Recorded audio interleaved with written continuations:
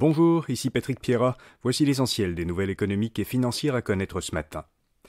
L'inflation a nettement ralenti le mois dernier. Le taux annuel d'inflation au Canada a été de 5,2% en février, comparativement à 5,9% en janvier et 6,3% en décembre.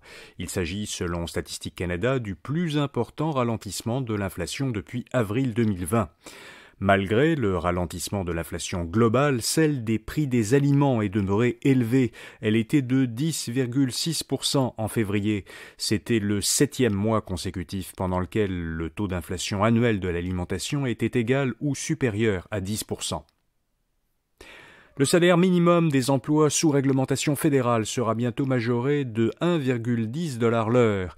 Il passera au 1er avril de 15,55 $ à 16,55 $ l'heure. Cette hausse correspond à l'inflation de 6,8% mesurée l'an dernier. Le salaire minimum fédéral s'applique à tous les secteurs privés sous réglementation fédérale comme le transport routier et aérien, les banques et les télécommunications. Selon Ottawa, la hausse va bénéficier à 26 000 travailleurs qui obtiendront une augmentation. Air Canada se conforme à son tour à la loi 96 sur le français. Comme le Canadien national la semaine dernière, Air Canada, qui a elle aussi son siège social à Montréal, s'est inscrite volontairement auprès de l'Office québécois de la langue française pour se conformer à la loi québécoise 96. Dans un communiqué, Air Canada explique qu'elle veut ainsi protéger et promouvoir le français. Le PDG de TikTok a dit dans une vidéo publiée sur son réseau social que TikTok comptait désormais chaque mois aux États-Unis plus de 150 millions d'utilisateurs, dont 5 millions d'entreprises. Alors si on garde 145 millions d'individus, ça représenterait quand même 44% de toute la population des États-Unis.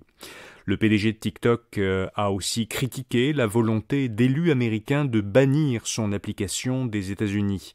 Il doit être interrogé demain par une commission parlementaire américaine au sujet de la relation de ByteDance, la société mère de TikTok, avec le Parti communiste chinois. Et puis des propriétaires de voitures Ferrari ont été victimes d'une cyberattaque. Le constructeur de voitures de luxe italien Ferrari a reçu une demande de rançon de pirates qui lui auraient dérobé des données sur ses clients. L'entreprise dit qu'elle a averti ses clients et lancé une enquête, mais qu'elle ne compte pas verser de rançon pour ne pas encourager les pirates informatiques à mener de nouvelles attaques. Voilà, vous savez l'essentiel. Pour un tour d'horizon de l'actualité générale au Québec et dans le monde, et plus particulièrement aujourd'hui pour des informations sur le budget du Québec qui a été déposé hier, écoutez notre autre balado quotidien, Actualité Info Bref, ou allez à infobref.com pour voir notre infolettre d'aujourd'hui. Vous y trouverez un court article qui résume en 2 minutes l'essentiel du budget du gouvernement Legault. À demain pour un prochain bulletin de nouvelles Info Bref à faire. Bonne journée.